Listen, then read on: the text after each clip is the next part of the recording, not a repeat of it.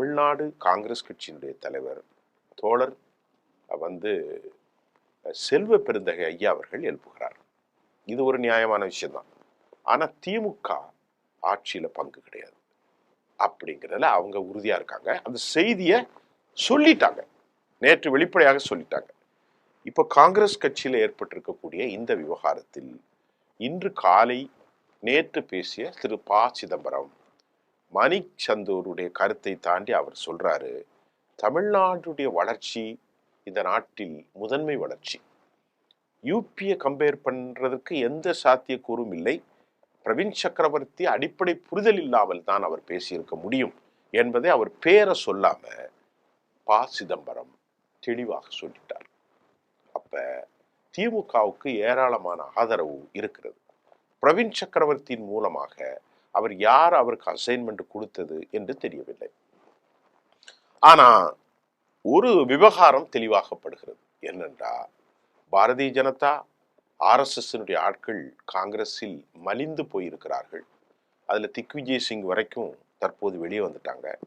இது இப்பொழுது இல்லைங்க, 1800களுக்கு பின்பு அவ்வளவு பேரும் RSS காரர்களின் சங்கமமாகத்தான் காங்கிரஸ் இருந்தது. ஒரு 120 வருஷம் கழிச்ச பிறகும், 125 வருஷத்துக்கு அப்புறம் RSS ஒரு நூற்றாண்டு விழாவை கொண்டாடுகிற காலம் வரைக்கும் காங்கிரஸில் இன்னும் RSS தாக்கம், செயல்பாடுகள் இருக்கிறது. அப்படிதான் பலர் பார்க்கிறாங்க.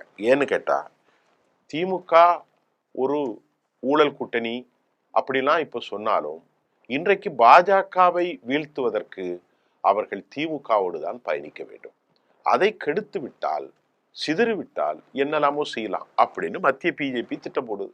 அதற்கு தூபம் போடுவதை போன்று, அதற்கு வலுவூட்டுவதை போன்று பிரவீன் சக்கரவர்த்தியுடைய பேச்சு திமுக தலைவர்களை கொதிநிலைக்கு கொண்டு போயிட்டு, கூட்டணி குறிப்பதை வாங்கி கொண்டு பேசாமல் தேவையற்ற பேச்சை பேசியிருக்கிறாங்க.